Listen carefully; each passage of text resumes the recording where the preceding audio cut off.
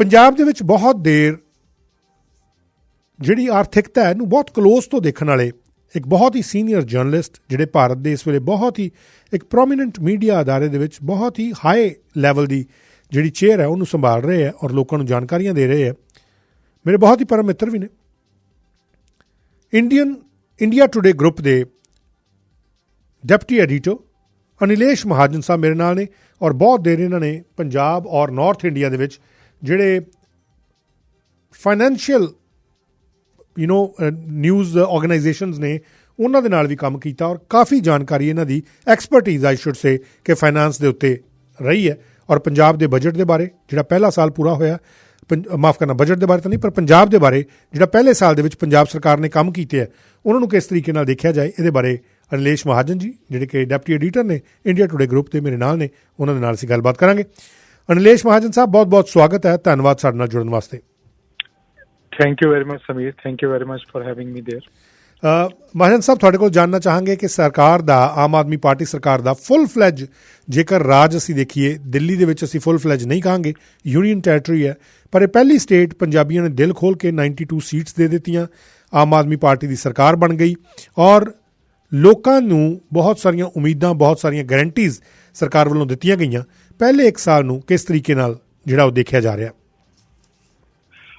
देखो समीर जी, मैं इस पर काफ़ी एक्सटेंसिवली लिखा है और जरा मेरा लेख है इट इज़ रेडीली अवेलेबल। कोई ज़्यादा इनकरेजिंग सिचुएशन मैनू नहीं दिखी है पंजाब दे विच। जो last year 92 seats as you are saying कि 117 चो 92 सीट जित के आम आदमी पार्टी और नॉट ओनली 92 सीट्स बट जिस तरीके का वोट शेयर इन्होंने मिले तकरीबन 40 to 43% के करीब वोट शेयर मिला, यानी कि हर दूसरा पंजाबी जड़ा है उन्हें वोट आम आदमी पार्टी को पाया है। और ਅਸੀਂ ਦੇਖਿਆ ਸੀ ਤੇ ਵੀ ਥਾਟ ਕਿ ਇੱਕ ਫਰੈਸ਼ ਪੇਅਰ ਆਫ ਬੂਟਸ ਦੇ ਨਾਲ ਇੱਕ ਖੇਡ ਦੇ ਮੈਦਾਨ ਦੇ ਵਿੱਚ ਉਤਰੀ ਹੈ ਆਮ ਆਦਮੀ ਪਾਰਟੀ। ਇਹਦੇ ਕੋਲ ਜ਼ਿਆਦਾ ਪੁਰਾਣੀ ਲੈਗੇਸੀ ਨਹੀਂ ਹੈ। Maybe we will be seeing some fresh ideas coming forth ਔਰ ਉਹਦੇ ਪ੍ਰੋਮਿਸਿਸ ਵੀ ਕਰ ਰਹੇ ਸੀਗੇ ਕਿ ਅਸੀਂ ਸੈਂਡ ਮਾਈਨਿੰਗ ਨੂੰ ਲੈ ਕੇ ਨया ऑक्शन सिस्टम लियावांगे that will add to the revenue. Liquor ਦੇ ਲਈ ਇੱਕ ਅਸੀਂ ਰੈਵੋਲੂਸ਼ਨਰੀ ਪਾਲਿਸੀ ਲਿਆਵਾਂਗੇ ਕਿਉਂਕਿ ਅਸੀਂ ਦੇਖ ਰਹੇ ਸੀਗੇ ਕਿ ਰੈਵਨਿਊ ਦੇ ਵਾਸਤੇ ਪੰਜਾਬ ਕੋਲ ਬੜੇ ਲਿਮਿਟਿਡ ਜਿਹੇ ਸੋਰਸਿਸ ਹੈ ਔਰ ਅਰਵਿੰਦ ਕੇਜਰੀਵਾਲ ਕਾਫੀ ਪ੍ਰੋਮਿਸਿਸ ਕਰ ਰਹੇ ਸੀਗੇ ਕਿ ਉਹਨਾਂ ਨੂੰ ਉਹਨਾਂ ਦੀ ਜਿਹੜੀ ਐਕਸਪਰਟਾਈਜ਼ ਹੈਗੀ as a revenue services officer ਉਸ ਨੂੰ ਕੰਸੀਡਰ ਕਰਨਾ ਚਾਹੀਦਾ and he will put in his efforts. ਉਹ ਸਾਨੂੰ ਬਿਲਕੁਲ ਨਹੀਂ ਦਿਖਿਆ। ਠੀਕ ਹੈ। ਔਰ ਜਦੋਂ ਅਸੀਂ ਪੰਜਾਬ ਦੇ ਫਾਈਨਾਂਸਿਸ ਨੂੰ ਦੇਖਦੇ ਹਾਂ ਉਹਦੇ ਵਿੱਚ ਦੋ ਤਰੀਕੇ ਦੀਆਂ ਪ੍ਰੋਬਲਮਸ ਹੈ। ਇੱਕ ਪ੍ਰੋਬਲਮ ਹੈ ਇਹਨਾਂ ਦੇ ਕੋਲ ਕੰਸੋਲੀਡੇਟਿਡ ਡੈਟ ਜਿਹੜਾ ਹੈ ਉਹ 3 ਲੱਖ ਕਰੋੜ ਜਿਹੜਾ ਉਹ ਟੱਪ ਗਿਆ ਔਰ ਬਾਅਦ 'ਚ ਜਦੋਂ ਹਰਪਾਲ ਚੀਮਾ ਜੀ ਨੇ ਬਜਟ ਰੱਖਿਆ ਤੇ 3,27,000 ਕਰੋੜ ਦੇ ਆਸ-ਪਾਸ ਦਾ ਕੰਸੋਲੀਡੇਟਿਡ ਡੈਟ ਹੈ। ਜੋ ਇੱਕ ਸਟੇਟ ਜਿਹਦਾ ਤਕਰੀਬਨ 90,000 ਕਰੋੜ ਦੇ ਕਰੀਬ ਇਨਕਮ ਹੋਵੇ ਉਹਦੇ ਲਈ 3 ਲੱਖ ਕਰੋੜ ਦਾ ਕੰਸੋਲੀਡੇਟਿਡ ਡੈਟ ਜਿਹੜਾ ਉਹ ਬਹੁਤ ਜ਼ਿਆਦਾ ਹੈ। ਔਰ ਸਪੈਸ਼ਲੀ ਜਦੋਂ ਤੁਸੀਂ ਦੇਖੀਏ 92,000 ਕਰੋੜ ਦੇ ਆਸ-ਪਾਸ ਇਹਨਾਂ ਦਾ ਰੈਵਨਿਊ ਸੀਗਾ ਉਹਦੇ ਵਿੱਚੋਂ 60 ਤੋਂ 70% ਜਿਹੜਾ ਹੈਗਾ ਇਹ ਕਮਿਟਡ ਐਕਸਪੈਂਡੀਚਰ ਹੈ, ਯਾਨੀ ਕਿ ਸੈਲਰੀਜ਼ ਹੈ ਜਿਹੜੀਆਂ ਇਹਨਾਂ ਨੇ ਦੇਣੀਆਂ ਨੇ ਜਾਂ ਪੈਨਸ਼ਨਸ ਦੇਣੀਆਂ ਨੇ ਜਾਂ ਜਿਹੜੀ ਇਹਨਾਂ ਨੇ ਇੰਟਰਸਟ ਤੇ ਪ੍ਰਿੰਸੀਪਲ ਜਿਹੜਾ ਹੈਗਾ ਉਹ ਪੇ ਕਰਨਾ ਹੈ। ਔਰ ਉਸ ਸਿਨੈਰੀਓ ਦੇ ਵਿੱਚ ਪੰਜਾਬ ਕੰਟਰੀ ਦਾ ਪਹਿਲਾ ਸੂਬਾ ਹੈ ਜਿਹਨੂੰ ਡੈਟ ਉਤਾਰਨ ਲਈ ਵੀ ਡੈਟ ਚਾਹੀਦਾ। ਤੁਸੀਂ ਇਹ ਸਮਝ ਸਕਦੇ ਹੋ ਕਿ ਇਹ ਇੱਕ ਬਹੁਤ ਇਹਨੂੰ ਅਸੀਂ ਇਕਨੋਮਿਕਸ ਦੇ ਟਰਮ ਦੇ ਵਿੱਚ ਡੈਟ ਟਰੈਪ ਕਹਿੰਦੇ ਹਾਂ। ਔਰ ਉਸ ਡੈਟ ਟਰੈਪ ਚੋਂ ਨਿਕਲਣ ਲਈ ਇੱਕੋ ਹੀ ਤਰੀਕਾ ਹੈ ਕਿ ਜੇ ਅਸੀਂ ਰੈਵਨਿਊਜ਼ ਵਧਾਈਏ ਔਰ ਰੈਵਨਿਊ ਵਧਾਉਣ ਵੱਲ ਅਸੀਂ ਕੋਈ ਕਦਮ ਨਹੀਂ ਚੁੱਕਿਆ। ਔਰ ਦੂਸਰਾ ਤਰੀਕਾ ਹੈ ਜਿਹੜਾ ਟੈਂਪਰੇਰੀਲੀ ਰਿਲੀਫ ਦੇ ਸਕਦਾ ਪੰਜਾਬੀਆਂ ਨੂੰ ਉਹ ਹੈ ਐਕਸਪੈਂਡੀਚਰ ਜਿਹੜਾ ਹੈ ਐਕਸਪੈਂਡੀਚਰ ਰਿਫਾਰਮਸ ਹੋਣ। ਜੋ ਫਾਲਤੂ ਖਰਚੇ ਹੈ ਜੋ ਅਸੀਂ ਐਕਸਪੈਂਡੀਚਰ ਜਿਹੜੇ ਕੱਟ ਸਕਦੇ ਆ ਉਹਨਾਂ ਨੂੰ ਕੱਟਿਆ ਜਾਵੇ ਔਰ ਉਹਦੇ ਵੱਲ ਵੀ ਨਹੀਂ ਜਾ ਰਿਹਾ ਪੰਜਾਬ ਸਰਕਾਰ। ਔਰ ਅਸੀਂ ਦੇਖਿਆ ਹੈ ਕਿ ਬਿਜਲੀ ਜਿਹੜੀ ਹੈ ਹੁਣ they are claiming that this is one of their achievements that they are providing 600 units free for every household in Punjab। ਔਰ ਉਹ ਐਕਚੁਅਲੀ ਦੇ ਵਿੱਚ ਬਰਡਨ ਵਧਾ ਰਿਹਾ ਐਕਸਚੇਕਰ ਤੇ ਬਿਕੋਜ਼ ਇਹ ਦੇਖੋ ਕੋਈ ਵੀ ਸਟੇਟ ਹੁੰਦੀ ਹੈ ਉਹ ਟਾਈਮਲੀ ਪੇ ਆਊਟ ਨਹੀਂ ਕਰ ਪਾਉਂਦੀ ਜਿਹੜੇ ਬਿਜਲੀ ਨੂੰ ਸਪਲਾਈ ਕਰਨ ਵਾਲੇ ਮਹਿਕਮੇ ਹੈ ਤੇ ਉਹਨਾਂ ਨੂੰ ਕੈਸ਼ ਫਲੋ ਮੇਨਟੇਨ ਕਰਨ ਵਾਸਤੇ ਉਧਾਰ ਲੈਣਾ ਪੈਂਦਾ ਹੈ। ਹੁਣ ਉਸ ਉਧਾਰ ਦੀ ਵੀ ਗਰੰਟੀ ਸਟੇਟ ਗਵਰਨਮੈਂਟ ਦੀ ਹੁੰਦੀ ਹੈ ਤੇ ਇਨਾਂ ਵੇ ਤੁਸੀਂ ਇਹ ਗਰੰਟੀ ਫੁਲਫਿਲ ਕਰਨ ਵਾਸਤੇ ਵੀ ਤੁਹਾਨੂੰ ਲੋਨ ਲੈਣਾ ਪੈ ਰਿਹਾ ਇੱਕ ਤਰੀਕੇ ਦਾ। ਔਰ ਦੂਸਰੀ ਗੱਲ ਜਿਹੜੀ ਹੈ ਕਿ ਇਹ ਕਹਿ ਰਹੇ ਹੈ ਕਿ ਅਸੀਂ 25,000 ਜੌਬਸ ਦਿੱਤੀਆਂ। ਪਹਿਲਾਂ ਤਾਂ ਰੈਸ਼ਨਲਾਈਜ਼ ਕਰਨਾ ਚਾਹੀਦਾ ਹੈ ਕਿ how many government job actually Punjab government requires, ਕਿਉਂਕਿ ਉਹ ਵੀ ਇੱਕ ਤਰੀਕੇ ਦਾ ਵਿੱਤ ਜਿਹੜਾ ਹੈਗਾ ਉਹ ਭਾਰ ਪਾਉਂਦਾ ਹੈ। ਤੁਸੀਂ ਉਹਨਾਂ ਨੂੰ ਪੈਨਸ਼ਨ ਵੀ ਦੇਣੀ ਹੈ, ਤੁਸੀਂ ਉਹਨਾਂ ਨੂੰ ਇਨਕਮ ਵੀ ਉਹਨਾਂ ਦੇ ਇੰਸ਼ੋਰ ਕਰਨੀ ਹੈ। ਫਿਰ ਦੂਸਰਾ ਜਿਹੜਾ ਹੈਗਾ ਇਹਨਾਂ ਨੇ ਓਲਡ ਪੈਨਸ਼ਨ ਸਕੀਮ ਜਿਹੜੀ ਹੈਗੀ ਹੈ ਉਸਨੂੰ ਕਿਹਾ ਕਿ ਅਸੀਂ ਲਾਗੂ ਕਰਾਂਗੇ। ਉਹ ਇਮੀਡੀਏਟਲੀ ਤਾਂ ਐਕਸਪੈਂਡੀਚਰ ਤੇ ਇੰਨਾ ਜ਼ੋਰ ਨਹੀਂ ਪਾ ਰਿਹਾ ਕਿਉਂਕਿ ਹਾਲੇ ਅਗਲੇ ਸਾਲ ਇੰਪਲੀਮੈਂਟ ਹੋਏਗਾ, ਪਰ ਉਹ ਵੀ ਤਕਰੀਬਨ 18,000 ਕਰੋੜ ਦਾ ਪ੍ਰੈਸ਼ਰ ਵਧਾਏਗਾ। ਤੇ ਇਹ economically it doesn't make sense, but populist ਹੈ, ਮਤਲਬ ਇੱਕ ਤਬਕੇ ਨੂੰ ਇਹ ਅਪੀਲ ਕਰਦਾ ਹੈ ਤੇ ਇਹ ਚੀਜ਼ਾਂ ਕੀਤੀਆਂ ਜਾ ਰਹੀਆਂ ਨੇ। ਤੇ ਇਸ ਲਈ ਪੰਜਾਬ ਦਾ ਜਿਹੜਾ ਵਿੱਤੀ ਸੰਕਟ ਹੈ ਉਹ ਮੈਨੂੰ ਘਟਦਾ ਹੋਇਆ ਅਗਲੇ 5-6 ਸਾਲ ਦੇ ਵਿੱਚ ਨਹੀਂ ਦਿਖ ਰਿਹਾ, ਅਨਲੈਸ ਅੰਟਿਲ ਕਿ ਕੋਈ ਮਿਰੈਕਲ ਹੋਵੇ ਜਾਂ ਸਡਨਲੀ ਪੰਜਾਬ ਦੀ ਕੰਜ਼ੰਪਸ਼ਨ ਵੱਧ ਜਾਏ ਔਰ ਪੰਜਾਬ ਦੀ ਟੈਕਸ ਕਲੈਕਸ਼ਨ ਵੱਧ ਜਾਏ, ਉਹ ਇੱਕ ਮਿਰੇਕਲ ਹੀ ਹੋਏਗਾ। ਅਦਰਵਾਈਜ਼ ਪੰਜਾਬ ਇੱਕ ਸਪਾਇਰਲ ਡੈਟ ਦੇ ਵਿੱਚ ਵੱਧ ਗਿਆ ਹੈ, ਜੋ ਅਸੀਂ ਨੇਬਰਿੰਗ ਕੰਟਰੀਜ਼ 'ਚ ਦੇਖ ਰਹੇ ਹਾਂ, ਪਾਕਿਸਤਾਨ 'ਚ ਦੇਖ ਰਹੇ ਹਾਂ, ਅਸੀਂ ਸ਼੍ਰੀਲੰਕਾ 'ਚ ਦੇਖ ਰਹੇ ਹਾਂ। ਇਹ ਸਿਚੁਏਸ਼ਨ ਉੱਦਾਂ ਦੀ ਹੀ ਸਿਚੁਏਸ਼ਨ ਹੈ।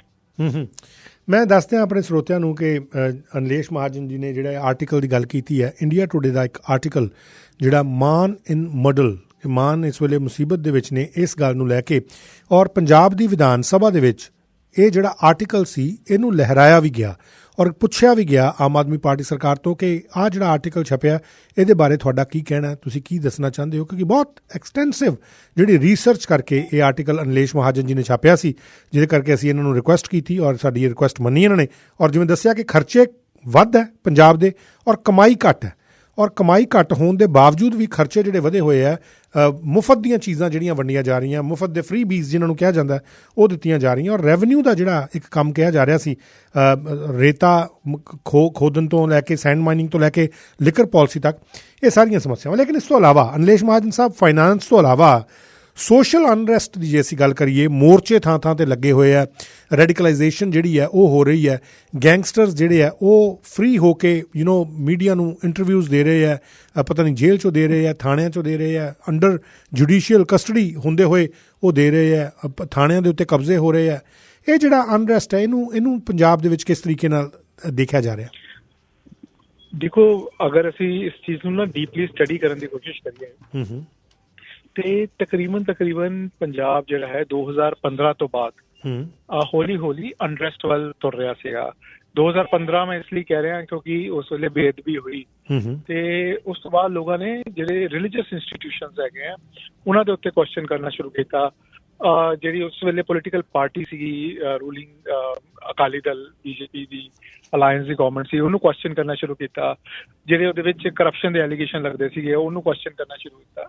ਤੇ 2017 ਦਾ ਜਿਹੜਾ ਵੋਟ ਸੀਗਾ ਉਹ ਨੈਗੇਟਿਵ ਵੋਟ ਜਿਹੜਾ ਕਾਂਗਰਸ ਨੂੰ ਮਿਲਿਆ ਔਰ 2022 ਦੇ ਵਿੱਚ ਉਹ ਨੈਗੇਟਿਵ ਵੋਟ ਕਾਂਗਰਸ ਦੇ ਵੀ ਅਗੇਂਸਟ ਚਲਾ ਗਿਆ ਤੇ ਉਹ ਆਮ ਆਦਮੀ ਪਾਰਟੀ ਨੂੰ ਮਿਲਿਆ।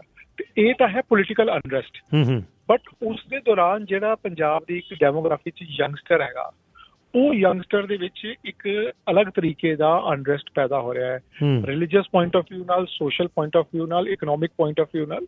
ਔਰ ਉਹ ਅਸੀਂ ਦੇਖਿਆ ਜਦੋਂ ਕਿਸਾਨੀ ਜਥੇਬੰਦੀਆਂ ਨੇ ਅੰਦੋਲਨ ਕੀਤੇ, ਦਿੱਲੀ ਦੇ ਬਾਹਰ ਬੈਠੇ ਰਹੇ, ਉਹ ਸਾਰੀਆਂ ਚੀਜ਼ਾਂ ਜਿਹੜੀਆਂ ਨੇ ਉਹ ਉੱਭਰ ਕੇ 2020-21 ਤੋਂ ਬਾਅਦ ਸਾਨੂੰ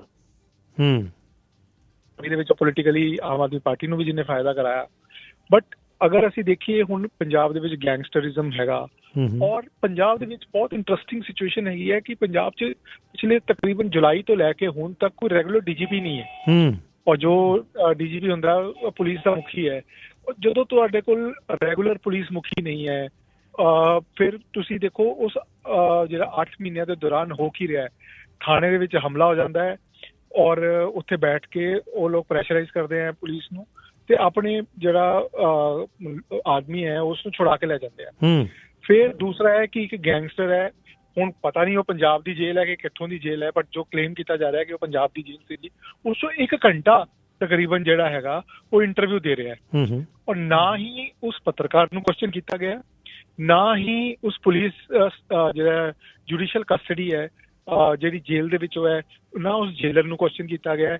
ਜੇਲ੍ਹ ਮੰਤਰਾਲੇ ਜਿਹੜਾ ਹੈਗਾ ਉਹ ਚੀਫ ਮਿਨਿਸਟਰ ਕੋਲ ਹੈ, we don't know what is doing.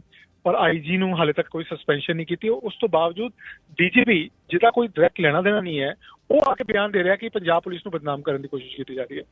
Van he is in judicial custody ਤੇ ਉਹ ਜੇਲ੍ਹ ਪ੍ਰਸ਼ਾਸਨ ਦੱਸੇ ਨਾ, ਔਰ ਜੇਲ੍ਹ ਜਿਹੜੀ ਹੈਗੀ ਆ ਉਹ ਪੁਲਿਸ ਦੇ ਅੰਡਰ ਨਹੀਂ ਆਉਂਦੀ। ਇਹ ਇੱਕਦਮ ਜਿਹੜਾ ਹੈਗਾ ਉਹ ਮਤਲਬ there is no clarity of information which is coming. ਉਸ ਤੋਂ ਬਾਅਦ ਤੁਸੀਂ ਤੀਸਰਾ ਇੰਸੀਡੈਂਟ ਦੇਖੋ, ਜਿਹੜਾ ਸਿੰਗਰ ਤੇ ਬਾਅਦ ਚ ਨੇਤਾ ਵੀ ਬਣੇ ਸਿੱਧੂ ਮੂਸੇਵਾਲਾ, ਉਹਦਾ ਮਰਡਰ ਹੋਇਆ।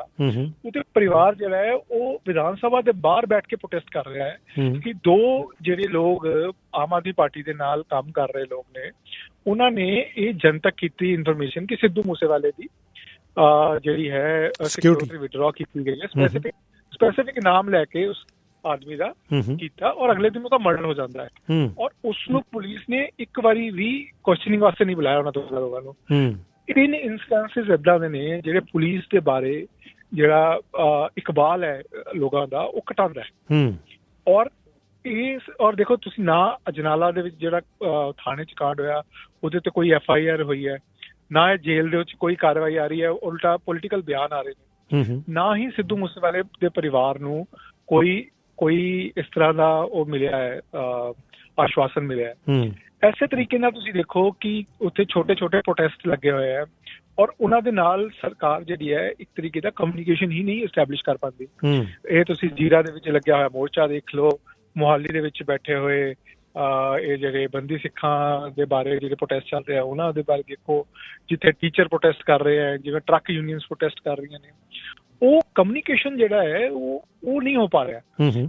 ਔਰ ਇੱਕ ਪੋਲੀਟੀਕਲ ਪਾਰਟੀ ਲਈ ਇਹ ਬਹੁਤ ਜ਼ਰੂਰੀ ਹੁੰਦਾ ਹੈ ਕਿ ਉਹ ਸਕਸੈਸਫੁਲੀ ਪ੍ਰੋਟੈਸਟ, ਦੇਖੋ ਪ੍ਰੋਟੈਸਟ ਹਰ ਸਟੇਟ 'ਚ ਹੁੰਦੇ ਹੈ, ਪ੍ਰੋਟੈਸਟ ਹਰ ਪੋਲੀਟੀਕਲ ਪਾਰਟੀ ਦੇ ਰਜੀਮ 'ਚ ਹੁੰਦੇ ਨੇ, ਪ੍ਰੋਟੈਸਟ ਪੰਜਾਬ 'ਚ ਪਹਿਲਾਂ ਵੀ ਹੁੰਦੇ ਰਹੇ ਨੇ, ਬਟ ਉਹਦੇ ਵਿੱਚ ਇੱਕ ਇਸ ਤਰੀਕੇ ਦੇ ਪੋਲੀਟੀਕਲ ਕ੍ਰੈਡੀਬਿਲਿਟੀ ਵਾਲੇ ਲੋਕ ਉਤਰ ਕੇ ਆਉਂਦੇ ਹੈ ਜਿਹੜੇ ਪ੍ਰੋਟੈਸਟ ਦੇ ਲੋਕਾਂ ਨੂੰ ਆਸ਼ਵਾਸਨ ਦਿੰਦੇ ਹੈ ਕਿ ਤੁਸੀਂ ਭਾਈ ਇਹ ਪ੍ਰੋਟੈਸਟ ਨੂੰ ਘਟਾਓ ਔਰ ਤੁਸੀਂ ਇੱਕ ਸਾਡੇ ਨਾਲ ਡਾਇਲੌਗ ਕਰੋ। ਇਹ ਡਾਇਲੌਗ ਕਰਨ ਵਾਲੇ ਕ੍ਰੈਡੀਬਲ ਪੋਲੀਟੀਸ਼ੀਅਨਸ ਨਹੀਂ ਆਮ ਆਦਮੀ ਪਾਰਟੀ ਕੋਲ, ਔਰ ਉਹਦੇ ਕਰਕੇ ਕੀ ਹੈ ਕਿ ਜਿਹੜਾ ਗ੍ਰਿਪ ਹੋਣੀ ਚਾਹੀਦੀ ਹੈ ਗਵਰਨੈਂਸ ਦੀ ਉਹ ਨਹੀਂ ਆ ਪਾ ਰਹੀ ਹੈ।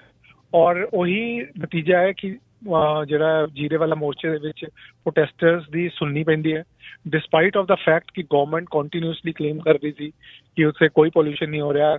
ਆਮ ਆਦਮੀ ਪਾਰਟੀ ਦਾ ਇੱਕ MP ਜੋ ਇਨਵਾਇਰਮੈਂਟਲਿਸਟ ਵੀ ਹੈ ਉਹ ਉੱਥੇ ਗਿਆ, ਗਲਾਸ ਨਾਲ ਪਾਣੀ ਪੀ ਕੇ ਦੱਸ ਰਿਹਾ ਕਹਿੰਦੇ ਦੇਖੋ ਜੀ ਮੈਂ ਇਹਦਾ ਕਲੀਨ ਵਾਟਰ ਹੈ। ਫਿਰ ਬਾਅਦ ਦੇ ਵਿੱਚ ਤੁਸੀਂ ਉਸ ਫੈਕਟਰੀ ਨੂੰ ਸ਼ਟ ਡਾਊਨ ਕਰਦੇ ਹੋ। ਦੇਖੋ ਇਹਦੇ ਦੋ ਐਸਪੈਕਟ ਹੈ, ਇੱਕ ਤਾਂ ਗਵਰਨੈਂਸ ਤੇ ਜਿਹੜਾ ਹੈਗਾ ਉਹ ਕੁਐਸਚਨ ਹੁੰਦਾ ਹੈ, ਦੂਸਰਾ ਇਨਵੈਸਟਰ ਦੇ ਕੌਨਫੀਡੈਂਸ ਦੇ ਉੱਤੇ ਉਹ ਲੱਗਦਾ ਹੈ, ਪ੍ਰਸ਼ਨ ਚਿੰਨ੍ਹ ਲੱਗਦਾ ਹੈ ਕਿ ਕੱਲ ਨੂੰ ਕੋਈ ਵੀ 10, 20, 25, 50 ਲੋਕ ਇਕੱਠੇ ਹੋ ਕੇ ਉਹਦੀ ਫੈਕਟਰੀ ਦੇ ਬਾਹਰ ਖੜੇ ਹੋ ਜਾਣਗੇ, ਗਵਰਨਮੈਂਟ ਕਮਿਊਨੀਕੇਟ ਨਹੀਂ ਕਰ ਪਾਏਗੀ ਔਰ ਮੈਨੂੰ ਆਪਣੀ ਫੈਕਟਰੀ ਬੰਦ ਕਰਨੀ ਪਏਗੀ। ਔਰ ਇਹ ਸੈਂਟੀਮੈਂਟ ਜਿਹੜਾ ਹੈ ਪੰਜਾਬ ਦੇ ਇੰਡਸਟਰੀਜ਼ ਦੇ ਵਿੱਚ, ਲੁਧਿਆਣੇ ਦੇ ਵਿੱਚ, ਜਲੰਧਰ ਦੇ ਵਿੱਚ, ਅੰਮ੍ਰਿਤਸਰ 'ਚ ਤੁਸੀਂ ਨਾਮ ਲਓ, ਹਰ ਇਨਸਾਨ ਜਿਹੜਾ ਇੰਡਸਟਰੀ ਲਗਾਉਣਾ ਚਾਹ ਰਿਹਾ ਜਾਂ ਲਗਾਈ ਹੋਈ ਹੈ ਉਹਦੇ ਦਿਮਾਗ ਦੇ ਵਿੱਚ ਘੁੰਮ ਰਿਹਾ ਕਿ ਇਹ ਕੀ ਹੋਇਆ। ਔਰ ਜਿਸ ਤਰੀਕੇ ਨਾਲ ਅਜਨਾਲੇ ਦੇ ਵਿੱਚ ਹੋਇਆ, ਪੁਲਿਸ ਨੇ ਸਰੈਂਡਰ ਕਰਤਾ ਆਲਮੋਸਟ, ਇਹ ਸਭ ਚੀਜ਼ਾਂ ਜਿਹੜੀਆਂ ਉਹ ਇਨਵੈਸਟਰਸ ਦੇ ਕੌਨਫੀਡੈਂਸ ਨੂੰ ਮਤਲਬ ਘੱਟੋ ਘੱਟ ਇੱਕ ਚੋਟ ਜ਼ਰੂਰ ਪਹੁੰਚਾਉਂਦਾ ਹੈ। ਅੱਛਾ ਮਹਾਜਨ ਸਾਹਿਬ, ਇੱਕ ਚੀਜ਼ ਹੋਰ ਤੁਸੀਂ ਗੱਲ ਕੀਤੀ ਕਿ ਸਿੱਧੂ ਮੂਸੇਵਾਲੇ ਦੇ ਪਿਤਾ ਬਕਾਇਦਾ ਨਾਮ ਲੈ ਰਹੇ, ਉਹਨਾਂ ਦੇ ਮਾਤਾ ਨੇ ਵੀ ਨਾਮ ਲਿਆ ਕਿ ਇਹਨਾਂ ਦੇ ਪੋਲੀਟੀਕਲ ਐਡਵਾਈਜ਼ਰ ਸੋ ਕਾਲਡ ਕਹੀਏ, ਇਸ ਵੇਲੇ ਕੈਬਨਿਟ ਮਿਨਿਸਟਰ ਦਾ ਰੈਂਕ ਉਹਨਾਂ ਨੂੰ ਦਿੱਤਾ ਹੋਇਆ। I think allegedly he is a Canadian citizen as well the person. ਇਹ ਇੱਕ ਪਾਸੇ ਤਾਂ ਮੀਡੀਆ ਦੇ ਨਾਲ ਜੁੜੇ ਲੋਕ ਜਿਹੜੇ ਆ ਉਹ ਇਹਨਾਂ ਨੇ ਆਪਣੇ ਨਾਲ ਜੋੜੇ ਹੋਏ ਆ, ਪਰ ਦੂਜੇ ਪਾਸੇ ਪਿਛਲੇ ਦਿਨੀ ਮੇਰੇ ਕੋਲ ਖਬਰ ਆਈ ਸੀ ਕਿ ਅਜੀਤ ਜਿਹੜਾ ਨਿਊਜ਼ਪੇਪਰ ਹੈ ਉੱਥੋਂ ਦਾ ਬਹੁਤ ਪੁਰਾਣਾ ਪੰਜਾਬ ਦਾ ਪੰਜਾਬੀ ਨਿਊਜ਼ਪੇਪਰ ਹੈ, ਉਹਨਾਂ ਦੇ ਜਿਹੜੇ ਐਡੀਟਰ ਨੇ ਬਰਜਿੰਦਰ ਸਿੰਘ ਹਮਦਰਦ, ਉਹਨਾਂ ਨੇ ਲੈਟਰ ਲਿਖੀ ਗਵਰਨਰ ਨੂੰ ਕਿ ਮੀਡੀਆ ਦੇ ਨਾਲ ਭੇਦਭਾਵ ਹੋ ਰਿਹਾ, ਪੱਖਪਾਤ ਹੋ ਰਿਹਾ ਪੰਜਾਬ ਦੇ ਵਿੱਚ, ਕਿ ਸਾਨੂੰ ਤਾਂ ਕੋਈ ਐਡਵਰਟਾਈਜ਼ਮੈਂਟ ਸਰਕਾਰੀ ਜਿਹੜੀ ਉਹ ਵੀ ਸਾਡੀ ਰੋਕ ਦਿੱਤੀ ਗਈ ਹੈ। ਇਹੀ ਹਾਲ PTC ਨੇ ਵੀ ਕਿਹਾ ਕਿ ਸਾਡੇ ਨਾਲ ਕੀਤਾ ਜਾ ਰਿਹਾ। ਸੋ ਕੀ ਮੀਡੀਆ ਦੇ ਨਾਲ ਵੀ ਪੱਖਪਾਤ, ਮੇਰਾ ਮੀਡੀਆ ਤੇਰਾ ਮੀਡੀਆ ਚੱਲ ਰਿਹਾ? ਦੇਖੋ ਜੀ, ਮੈਂ ਐਨਕਾਊਂਟਰ ਨਹੀਂ ਕੀਤਾ ਕਿ ਇਸ ਤਰੀਕੇ ਦਾ ਕੋਈ ਵਿਤਕਰਾ, ਬਟ ਜ਼ਰੂਰ ਹੈ ਬਰਜਿੰਦਰ ਸਿੰਘ ਹਮਦਰਦ ਬਹੁਤ ਹੀ ਰਿਸਪੈਕਟਡ ਪੰਜਾਬ ਦੇ ਇੰਟੈਲੈਕਚੁਅਲ ਹੈ, not only journalist but Punjab ਦੇ ਵਿੱਚ ਹਰ ਤਰੀਕੇ ਦਾ ਕਿਸੇ ਵੀ ਤਰੀਕੇ ਦਾ ਸੋਚ ਰੱਖ ਸਕਦੇ ਹੋ, ਆਈਡੀਓਲੋਜੀ ਰੱਖ ਸਕਦੇ ਹੋ। ਪੰਜਾਬ ਤੇ ਪੰਜਾਬ ਦੀ ਜਿਹੜੀ ਮੰਨੀ ਜਾਂਦੀ ਹੈ, ਔਰ ਉਹਨਾਂ ਨੇ over the period of time ਇਸ ਚੀਜ਼ ਨੂੰ ਐਸਟੈਬਲਿਸ਼ ਕੀਤਾ ਹੈ ਕਿ ਅਜੀਤ ਜਿਹੜਾ ਹੈ, ਜੋ ਅਜੀਤ ਦੀ ਐਡੀਟੋਰੀਅਲ ਲਾਈਨ ਹੈ, ਉਹ ਪ੍ਰਾਇਮਰੀਲੀ ਪੰਜਾਬ ਦੀ ਆਵਾਜ਼ ਹੈ।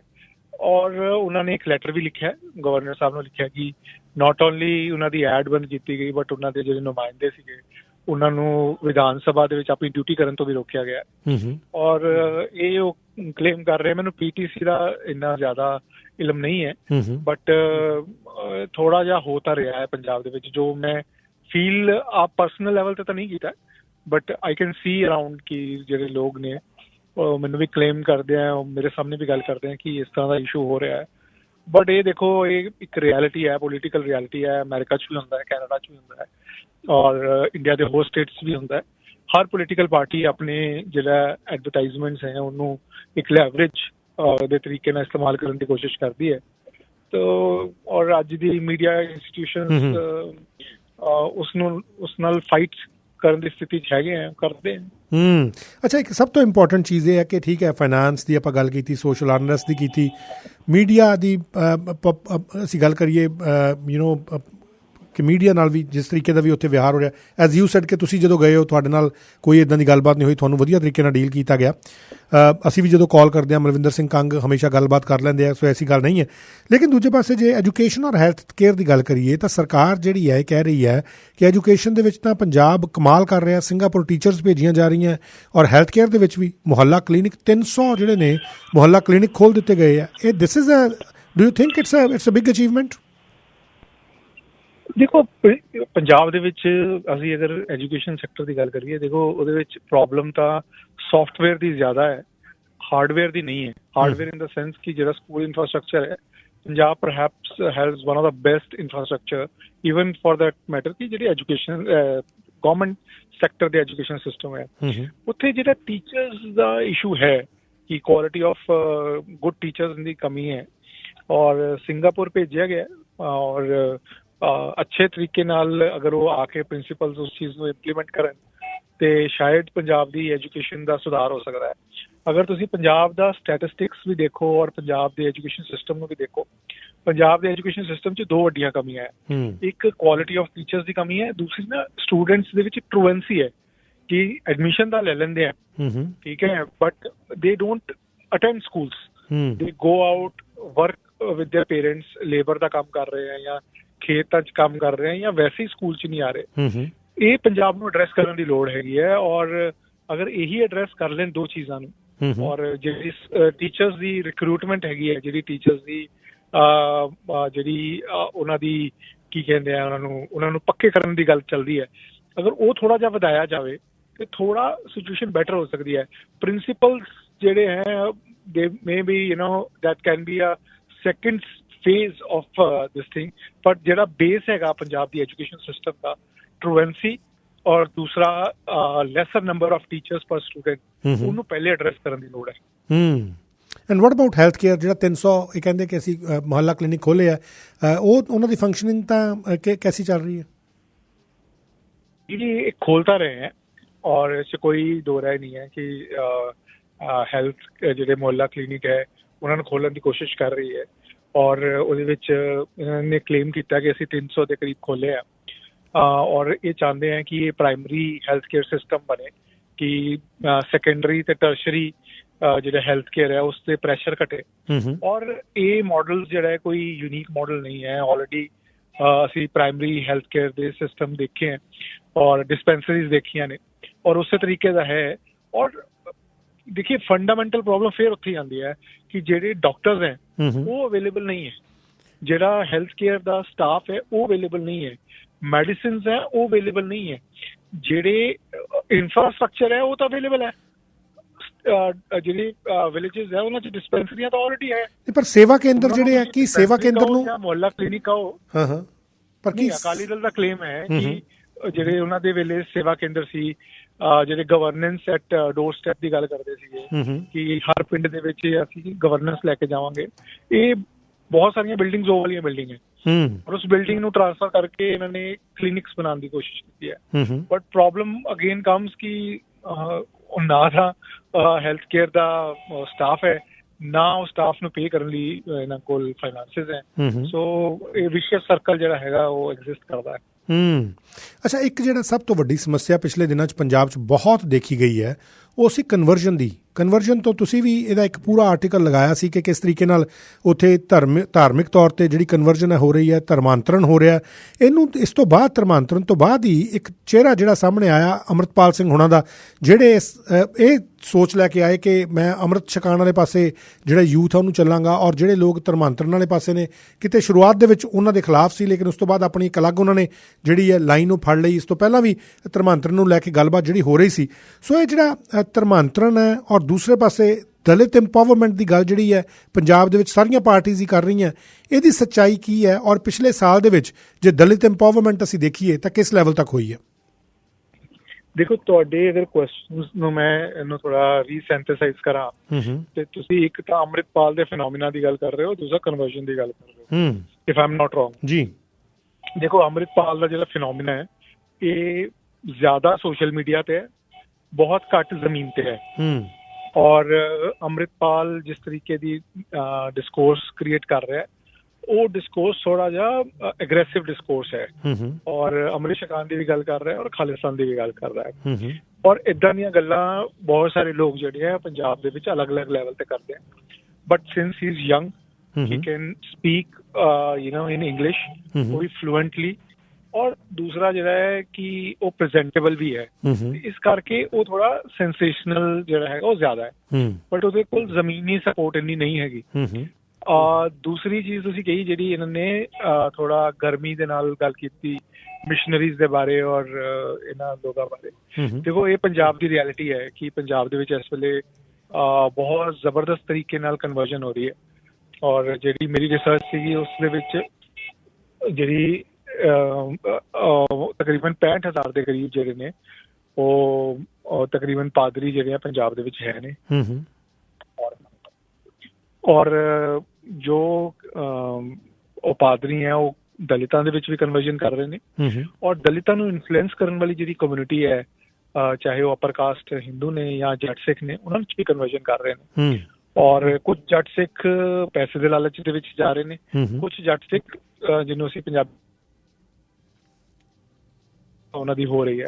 ਅਨਿਲ ਜੀ ਆਪਣਾ ਲਾਸਟ ਵਾਲਾ ਪੁਆਇੰਟ ਕਿਰਪਾ ਕਰਕੇ ਦੁਬਾਰਾ ਦੱਸਿਓ, ਥੋੜੀ ਜਿਹੀ ਆਵਾਜ਼ ਥੋੜੀ ਆਵਾਜ਼ ਮਿਸ ਹੋ ਗਈ ਜੀ। You are audible now, but ਥੋੜਾ ਜਿਹਾ ਮਿਸ ਹੋ ਗਿਆ ਵਿੱਚੋਂ ਸਟੈਂਸ। ਤੁਸੀਂ ਦੱਸ ਰਹੇ ਸੀ ਕਿ ਜੱਟ ਸਿੱਖ ਜਿਹੜੇ ਆ ਜਾਂ ਤਾਂ ਪੈਸੇ ਕਰਕੇ ਜਾ ਰਹੇ ਆ, ਔਰ ਦੂਸਰੀ ਗੱਲ ਕਿਹੜੀ ਸੀ? ਉਹਨਾਂ ਨੂੰ ਮਿਲੇ ਕੁਝ ਕਮਿਊਨਿਟੀਜ਼ ਦੀ, ਤੇ ਉਸਦੇ ਕਰਕੇ ਵੀ ਕਨਵਰਜਨ ਹੋ ਰਹੀ ਹੈ। ਔਰ ਪੰਜਾਬ ਦੇ ਵਿੱਚ ਹਰ ਜਿਹੜਾ ਹੈ ਇਹ ਕ੍ਰਿਸਚੀਅਨ ਪਾਸਟਰ ਹੈ, ਉਹਦੇ ਕੋਲ ਘੱਟ ਤੋਂ ਘੱਟ ਜਿਹੜੇ ਨੇ 100 ਕਨਵਰਟਸ ਇਸ ਵੇਲੇ ਹੈਗੇ ਆ। ਔਰ 65,000 ਦੇ ਕਰੀਬ ਜਿਹੜਾ ਹੈ ਇੰਟੈਲੀਜੈਂਸ ਏਜੰਸੀਜ਼ ਵੀ ਕਲੇਮ ਕਰਦੀਆਂ, ਔਰ ਮੇਰੀ ਰਿਸਰਚ ਵੀ ਕਹਿੰਦੀ ਹੈ ਕਿ ਪੰਜਾਬ 'ਚ ਐਕਟਿਵ ਜਿਹੜੇ ਪਾਸਟਰਸ ਨੇ ਹੈ ਨੇ। ਔਰ ਉਹਦਾ ਬਹੁਤ ਵੱਡਾ ਰੀਜ਼ਨ ਜਿਹੜਾ ਹੈਗਾ ਕਨਵਰਜਨ ਦਾ, ਉਹ ਵਿਤਕਰਾ ਹੈ ਜਿਹੜਾ ਦਲਿਤ ਸਮਾਜ 'ਚ ਸਪੈਸ਼ਲੀ ਜਿਹੜੇ ਮਜਬੀ ਸਿੱਖ ਤੇ ਵਾਲਮੀਕੀ ਹਿੰਦੂ ਕਮਿਊਨਿਟੀ ਹੈ ਉਹ ਫੇਸ ਕਰ ਰਹੀ ਹੈ। ਔਰ ਉਸ ਵਿਤਕਰੇ ਦਾ ਇੱਕ ਤਰੀਕੇ ਦਾ ਫਾਇਦਾ ਜਿਹੜਾ ਹੈ ਉਹ ਇਵੈਂਜਲੀਕਲ ਗਰੁੱਪਸ ਜਿਹੜੇ ਨੇ ਉਹ ਚੁੱਕ ਰਹੇ। ਔਰ ਅੰਮ੍ਰਿਤਪਾਲ ਨੇ ਵੀ ਇਹਨਾਂ ਨੂੰ ਹੀ ਬੇਸਿਕਲੀ ਥੋੜਾ ਕੁਐਸਚਨ ਕਰਨ ਦੀ ਕੋਸ਼ਿਸ਼ ਕੀਤੀ ਹੈ, ਕੁਝ ਤੇ ਹਮਲੇ ਵੀ ਹੋਏ ਨੇ, ਔਰ ਉਹਦੇ ਕਰਕੇ ਜਿਹੜਾ ਹੈ ਇੱਕ ਥੋੜਾ ਅਨਰੈਸਟ ਜਿਹੜਾ ਹੈ ਉਹਨਾਂ ਦੇ ਵਿੱਚ ਹੈ। ਅੱਛਾ, ਮੈਂ ਤੁਹਾਡੇ ਤੱਕ ਲੈ ਕੇ ਆਉਣਾ ਚਾਹੁੰਦਾ ਕਿ ਇੱਕ ਸਵਾਲ ਜਿਹੜਾ ਬੜਾ ਮਹੱਤਵਪੂਰਨ ਹੈ ਕਿ ਕੋਈ ਵੀ ਗਵਰਨਮੈਂਟ, ਚਾਹੇ ਉਹ ਆਮ ਆਦਮੀ ਪਾਰਟੀ ਦੀ ਹੋਏ, ਚਾਹੇ ਉਹ BJP ਦੀ ਹੋਏ, ਅਕਾਲੀ ਦਲ ਦੀ ਹੋਏ, ਕਾਂਗਰਸ ਦੀ ਹੋਏ, ਕਿਸੇ ਵੀ ਸਟੇਟ ਗਵਰਨਮੈਂਟ ਦੀ ਸੀ ਇਹ ਗੱਲ ਕਰੀਏ, ਬੇਸ਼ੱਕ ਉਹਦੇ 'ਚ ਇਲੈਕਟਡ ਆਫੀਸ਼ੀਅਲਸ ਜਿਹੜੇ ਉਹ ਚੁਣ ਕੇ ਆਉਂਦੇ ਆ, ਲੋਕ ਭੇਜਦੇ ਆ, ਡੈਮੋਕ੍ਰੇਸੀ ਦਾ ਇੱਕ ਪ੍ਰੋਸੈਸ ਹੈ। ਪਰ ਐਕਚੁਅਲ ਜਿਹੜੇ ਕੰਮ ਕਰਨਾ ਹੁੰਦਾ ਉਹ ਬਿਊਰੋਕ੍ਰੇਸੀ ਨੇ ਕਰਨਾ ਹੁੰਦਾ। ਬਿਊਰੋਕ੍ਰੇਸੀ ਜਿਹੜੀ ਹੈ, ਬਿਊਰੋਕਰੈਟਸ ਜਿਹੜੇ ਆ, ਕੋਈ ਵੀ ਪਾਰਟੀ ਦੀ ਸਰਕਾਰ ਬਣ ਜਾਏ, ਕੋਈ ਵੀ ਲੀਡਰਸ ਆ ਜਾਣ, ਲੇਕਿਨ ਐਕਚੁਅਲ ਕੰਮ ਜਿਹੜਾ ਕਰਨਾ ਉਹ ਬਿਊਰੋਕਰੈਟਸ ਨੇ ਕਰਨਾ। ਪੰਜਾਬ ਦੇ ਵਿੱਚ ਬਿਊਰੋਕ੍ਰੇਸੀ ਦੀ ਹਾਲਤ ਕੀ ਹੈ ਉਹਦੇ ਬਾਰੇ ਵੀ ਦੱਸੋ। ਜਿੱਦਾਂ ਦੱਸਿਆ ਕਿ ਜੁਲਾਈ ਤੋਂ ਹਜੇ ਤੱਕ ਅਫੀਸ਼ੀਏਟਿੰਗ DGP ਹੀ ਲੱਗੇ ਹੋਏ ਆ, ਪਰ ਦੂਜੇ ਪਾਸੇ ਬਹੁਤ ਸਾਰੇ ਆਫਿਸਰਸ ਜਿਹੜੇ ਨੇ ਉਹ ਸੈਂਟਰ ਦੀ ਡੈਪੂਟੇਸ਼ਨ ਲੈ ਰਹੇ ਨੇ। ਬਹੁਤ ਸਾਰੇ ਆਫਿਸਰਸ ਅਜਿਹੇ ਨੇ ਜਿਹੜੇ ਇਸ ਵੇਲੇ ਮਨ ਮਾਰ ਕੇ ਬੈਠੇ ਨੇ। ਮੋਰਾਲ ਜਿਹੜਾ ਇਸ ਵੇਲੇ ਕਿਹੋ ਜਿਹਾ ਚੱਲ ਰਿਹਾ ਬਿਊਰੋਕ੍ਰੇਸੀ ਦਾ, ਔਰ ਬਿਊਰੋਕ੍ਰੇਸੀ ਦੇ ਵਿੱਚ ਵਿਦਨ ਦਾ ਬਿਊਰੋਕ੍ਰੇਸੀ ਕੀ ਗੱਲਾਂ ਬਾਤਾਂ ਹੋ ਰਹੀਆਂ? ਦੇਖੋ, ਮੈਂ ਅਗਰ ਗੱਲ ਕਰਾਂ ਪੰਜਾਬ ਦੀ ਬਿਊਰੋਕ੍ਰੇਸੀ ਦੀ ਔਰ ਜੋ ਪਿਛਲੇ 1 ਸਾਲ ਦੇ ਵਿੱਚ ਹੋਇਆ ਹੈ, ਮੈਂ ਪਹਿਲੀ ਵਾਰੀ ਦੇਖਿਆ ਹੈ ਪੰਜਾਬ ਦੇ ਵਿੱਚ ਕਿ ਔਰ ਅਕ੍ਰੋਸ ਇੰਡੀਆ ਕਿ ਇੱਕ ਵੇਲੇ ਹੀ ਜਿਹੜੀ IAS ਲੌਬੀ ਤੇ ਜਿਹੜੀ ਸਟੇਟ ਤੇ ਸਿਵਲ ਸਰਵਿਸਿਜ਼ ਹੁੰਦੀ ਹੈ, PCS ਆਫਿਸਰਸ ਨੇ, ਦੋਨੋਂ ਇਕੱਠੇ ਹੜਤਾਲ ਤੇ ਚਲੇ ਗਏ। ਔਰ ਸਰਕਾਰ ਜਿਹੜੀ ਹੈ ਉਹ ਉਹਨੂੰ ਮੰਨਣਾ ਪਵੇ ਕਿ ਜਿਹੜੇ ਇਸ਼ੂਜ਼ ਹੈ ਉਹਨਾਂ ਦੇ ਜੈਨੂਨ ਹੈ ਤੇ we have to accept it. ਔਰ ਇਹ ਹੋਇਆ ਕਿ ਜਿਹੜੀ ਸਟੇਟ ਸਰਵਿਸਿਜ਼ ਹੈ ਉਹਦੇ ਵੀ ਆਫਿਸਰਸ ਤੇ IAS ਆਫਿਸਰਸ ਦੋਨਾਂ ਨੇ ਕੰਮ ਬੰਦ ਕਰਤਾ। ਮਤਲਬ it doesn't give a great impression to anybody sitting out of Punjab ਕਿ ਤੁਹਾਡੀ ਬਿਊਰੋਕ੍ਰੇਸੀ ਹੀ ਹੱਥ ਖੜੇ ਕਰਕੇ ਬੈਠ ਜਾਏ। ਔਰ ਦੇਖੋ ਔਰ ਦੋਨਾਂ ਦਾ ਇਸ਼ੂ ਇਹ ਸੀ ਕਿ ਤੁਸੀਂ ਸਟੈਂਡਰਡ ਜਿਹੜਾ ਆਫਿਸੇਟਿੰਗ ਜਿਹੜਾ ਪ੍ਰੋਸੀਜਰ ਹੈ ਉਹ ਤੁਸੀਂ ਫੋਲੋ ਨਹੀਂ ਕਰ ਰਹੇ, SOP ਫੋਲੋ ਨਹੀਂ ਕਰ ਰਹੇ ਵਾਈਲ ਬੁਕਿੰਗ ਸਮਬਡੀ ਔਰ ਵਾਈਲ ਉਹਨਾਂ ਨੂੰ ਰੇਡ ਕਰਨ ਵੇਲੇ ਜਾਂ ਕੁਛ ਵੀ ਜਿਹੜੀ ਵਿਜੀਲੈਂਸ ਬਿਊਰੋ ਜਿਹੜੀ ਉਹਨਾਂ ਦੀ ਐਕਟੀਵਿਟੀ ਹੈ ਉਹਦੇ ਵਿੱਚ। ਔਰ ਇਹ ਜਿਹੜੀ ਚੀਜ਼ ਹੈਗੀ ਹੈ ਉਹ ਜਿਹੜੀ ਹੈ ਉਹ ਹੈਲਪ ਨਹੀਂ ਕਰ ਰਹੀ ਹੈ। ਉਸ ਤੋਂ ਬਾਅਦ ਫਿਰ ਉਹਨਾਂ ਨਾਲ ਨੈਗੋਸ਼ੀਏਸ਼ਨ ਕਰਨੀ, ਉਹਨਾਂ ਨਾਲ ਗੱਲਬਾਤ ਕਰਨ ਵਾਸਤੇ ਕੋਈ ਜਿਹੜੀ ਤਿਆਰੀ ਹੈ ਉਹ ਪ੍ਰੋਪਰ ਨਾ ਹੋਵੇ ਤੇ ਥੋੜਾ ਜਿਹਾ ਇਹ ਡਿਫੀਕਲਟ ਹੋ ਜਾਂਦਾ ਹੈ ਕਿਸੇ ਗਵਰਨਮੈਂਟ ਲਈ। ਔਰ ਆਲਦੋ ਬਿਊਰੋਕ੍ਰੇਸੀ ਹੁਣ ਇਸ ਵੇਲੇ ਕੰਮ ਕਰ ਰਹੀ ਹੈ ਬਟ ਇੱਕ ਸੈਂਟੀਮੈਂਟ ਜ਼ਰੂਰ ਰਹਿ ਜਾਂਦਾ ਹੈ ਕਿ ਸ਼ਾਇਦ ਜਦੋਂ ਕੋਈ ਔਖਾ ਵੇਲਾ ਹੋਊਗਾ ਤੇ ਸਰਕਾਰ ਜਾਂ ਪੋਲੀਟੀਕਲ ਲੀਡਰਸ਼ਿਪ ਜਿਹੜੀ ਆ ਸਾਡੇ ਨਾਲ ਨਹੀਂ ਹੋਏਗੀ। ਤੁਸੀਂ ਦੇਖਿਆ ਹੋਏਗਾ ਲਾਸਟ ਵੀਕ ਜਿਹੜਾ ਪੰਜਾਬ ਦੇ ਵਿੱਚ ਕੈਬਨਿਟ ਦਾ ਇੱਕ ਛੋਟਾ ਜਿਹਾ ਫੇਰਬਦਲ ਹੋਇਆ ਔਰ ਉਸ ਤੋਂ ਪਹਿਲਾਂ ਬਿਊਰੋਕ੍ਰੇਸੀ ਦੇ ਟ੍ਰਾਂਸਫਰਸ ਹੋਏ ਤੇ ਰਾਹੁਲ ਭੰਡਾਰੀ ਕਰਕੇ ਉੱਥੇ ਪ੍ਰਿੰਸੀਪਲ ਸੈਕਟਰੀ ਸੀਗੇ ਇਨਫੋਰਮੇਸ਼ਨ ਬ੍ਰੌਡਕਾਸਟਿੰਗ, ਉਹਨਾਂ ਦੀ ਵਾਈਫ ਹੈ ਰਾਖੀ, ਉਹਨਾਂ ਦੋਨਾਂ ਨੂੰ ਹਟਾ ਦਿੱਤਾ ਗਿਆ ਆਪਣੀ ਪੋਜੀਸ਼ਨ ਤੋਂ ਬਿਕੋਜ਼ ਦੇ ਫੈਲ ਆਊਟ ਵਿਦ ਮਿਨਿਸਟਰ। ਪਰ ਬਾਅਦ ਦੇ ਵਿੱਚ ਉਹ ਮਿਨਿਸਟਰ ਦੇ ਵੀ ਥੋੜਾ ਜਿਹਾ ਇਹਨਾਂ ਨੇ ਉਹਦਾ ਵੀ ਉਹ ਮਹਿਕਮਾ ਲਿਆ। ਬਟ ਇਹ ਜਿਹੜੇ ਸੈਂਟੀਮੈਂਟ ਹੈ ਨਾ, ਇਹ ਸੈਂਟੀਮੈਂਟ ਬਿਊਰੋਕ੍ਰੇਸੀ ਬਹੁਤ ਤੇਜ਼ੀ ਨਾਲ ਜਿਹੜਾ ਟਰੈਵਲ ਕਰਦਾ ਹੈ ਕਿ ਗਵਰਨਮੈਂਟ ਸਾਨੂੰ ਬੈਕ ਨਹੀਂ ਕਰੇਗੀ, ਪੋਲੀਟੀਕਲ ਲੀਡਰਸ਼ਿਪ ਨੂੰ ਸ਼ਾਇਦ ਬੈਕ ਕਰੇ। ਔਰ ਪੁਲਿਸ ਦੇ ਵਿੱਚ ਤੁਸੀਂ ਦੇਖ ਹੀ ਰਹੇ ਹੋ ਕਿ ਜਿਸ ਤਰੀਕੇ ਨਾਲ ਹੋ ਰਿਹਾ ਹੈ ਕੋਈ ਪੁਲਿਸ ਆਫਿਸਰ, ਦੇਖੋ ਹੁਣ ਜਿਵੇਂ ਬਰਗਾੜੀ ਵਾਲਾ ਵੀ ਇੰਸੀਡੈਂਟ ਹੈ ਉਹਦੇ ਵਿੱਚ ਜਿਸ ਤਰੀਕੇ ਨਾਲ ਪੁਲਿਸ ਆਫਿਸਰਸ ਨੂੰ ਨਾਮਜ਼ਦ ਕੀਤਾ ਗਿਆ ਹੈ ਔਰ ਜੋ ਪੁਲਿਸ ਆਫਿਸਰਸ ਦਾ ਕਲੇਮ ਹੈ ਕਿ ਦੇ ਵਰ doing there line off duty ਔਰ ਉਹਦੇ ਵਿੱਚ ਅਗਰ ਉਹਨਾਂ ਤੋਂ ਕੁਝ ਹੋਇਆ ਵੀ ਹੈ ਤੇ ਉਹ ਜਿਹੜੀ ਸਿਚੁਏਸ਼ਨ ਹੈ ਉਸਨੂੰ ਮਤਲਬ ਅਗਰ ਕ੍ਰਿਮੀਨਲ ਪ੍ਰੋਸੀਡਿੰਗਸ ਬਣਦੀਆਂ ਕਿ ਡਿਪਾਰਟਮੈਂਟਲ ਪ੍ਰੋਸੀਡਿੰਗਸ ਬਣਦੀਆਂ ਉਹ ਹਾਲੇ ਉਹ ਚੀਜ਼ ਜਿਹੜੀ ਹੈ ਉਸ ਦੀ ਬਜਾਏ ਕ੍ਰਿਮੀਨਲ ਪ੍ਰੋਸੀਡਿੰਗ ਸ਼ੁਰੂ ਕਰ ਦਿੱਤੀ ਗਈ ਹੈ। ਔਰ ਇਹ ਜਿਹੜੀ ਸਭ ਚੀਜ਼ਾਂ ਨੇ ਪੁਲਿਸ ਦੇ ਮੋਰਲ ਦੇ ਉੱਤੇ ਇੰਪੈਕਟ ਜ਼ਰੂਰ ਪਾਉਂਦੇ ਆ। ਔਰ ਇਹ ਮੈਂ ਤੁਹਾਨੂੰ ਦੋਨੋਂ ਤਰਫ ਤੋਂ ਦੱਸ ਸਕਦਾ ਕਿ civil bureaucracy as well as police bureaucracy ਦੋਨਾਂ ਦਾ ਮੋਰਲ ਇਸ ਵੇਲੇ ਡਾਊਨ ਹੈ। ਅਨਲੇਸ ਜੀ ਪੰਜਾਬ ਪ੍ਰਾਇਮਰੀਲੀ ਤੌਰ 'ਤੇ ਇਹਨੂੰ ਖੇਤੀ ਪ੍ਰਧਾਨ ਸੂਬਾ ਕਿਹਾ ਜਾਂਦਾ ਹੈ, ਐਗਰੀਕਲਚਰ ਬੇਸਡ ਸਾਰੀ ਉੱਥੇ ਜਿਹੜੀ ਇਕੋਨਮੀ ਉਹ ਚੱਲਦੀ ਹੈ ਜ਼ਿਆਦਾ। ਖੇਤੀਬਾੜੀ ਨੂੰ ਲੈ ਕੇ ਪੰਜਾਬ ਸਰਕਾਰ ਕਿਸ ਤਰੀਕੇ ਦੀ ਗੰਭੀਰਤਾ ਜਿਹੜੀ ਉਹ ਦਿਖਾ ਰਹੀ ਹੈ? ਜੋ ਤੁਸੀਂ ਪਿੰਡਾਂ 'ਚ ਜਾਂਦੇ ਹੋ, ਕਿਸਾਨਾਂ ਨੂੰ ਮਿਲਦੇ ਹੋ, ਕੀ ਕੋਈ ਦਸ਼ਾ ਪਿਛਲੇ 1 ਸਾਲ ਦੇ ਵਿੱਚ, ਹਾਲਾਂਕਿ it's very too early to say but still it's 20% of their tenure is already has been passed, so ਉਹਦੇ 'ਚ ਕੀ ਕਿਸਾਨਾਂ ਦੀ ਕੋਈ ਦਿਸ਼ਾ ਸੁਧਰੀ ਹੈ?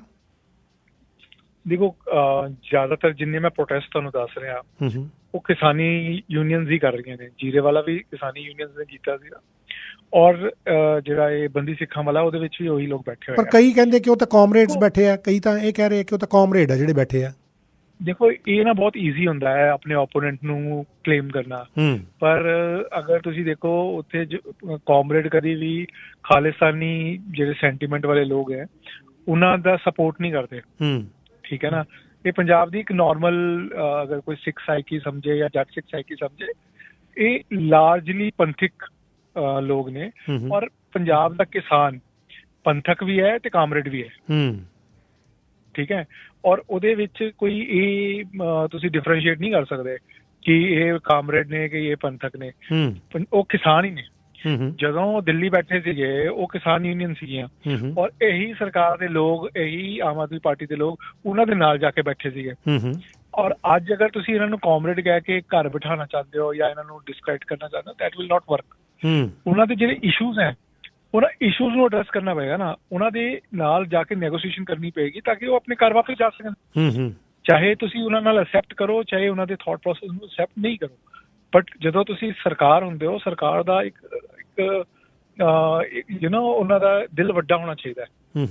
ਔਰ ਸਾਰੀ ਆਈਡੀਓਲੋਜੀ ਦੇ ਲੋਕ ਜਿਹੜੇ ਹੈ ਉਹ ਉਹਨਾਂ ਦੇ ਇੱਕ ਤਰੀਕੇ ਦੇ ਉਹਨਾਂ ਦੇ ਤੁਸੀਂ ਪਾਲਕ ਦੀ ਭੂਮਿਕਾ ਦੇ ਵਿੱਚ ਆ ਜਾਂਦੇ ਹੋ। ਮੈਂ ਸਿੰਪਲ ਜੀ ਇਹ ਗੱਲ ਕਹਿ ਰਿਹਾ ਸੀਗਾ ਕਿ ਜਿਹੜੀ ਕਿਸਾਨਾਂ ਦੇ ਵਿੱਚ ਜਿਹੜਾ ਅਨਰੈਸਟ ਹੈ ਉਹ ਰੀਅਲ ਟਾਈਮ ਅਨਰੈਸਟ ਹੈ, ਕਿਉਂਕਿ ਪੰਜਾਬ ਦੀ ਜ਼ਮੀਨ ਦੇ ਥੱਲੇ ਦਾ ਪਾਣੀ ਤੇ ਪੰਜਾਬ ਦੀ ਜ਼ਮੀਨ ਦੇ ਉੱਪਰ ਦੀ ਹਵਾ ਸਭ ਦੇ ਵਿੱਚ ਪ੍ਰਦੂਸ਼ਣ ਹੋ ਰਿਹਾ ਹੈ, ਔਰ ਉਹ ਸਾਰਾ ਦਾ ਸਾਰਾ ਪੰਜਾਬ ਦੀ ਜਿਹੜੀ ਖੇਤੀ ਹੈ ਉਹਨੂੰ ਇੰਪੈਕਟ ਕਰਦਾ ਹੈ।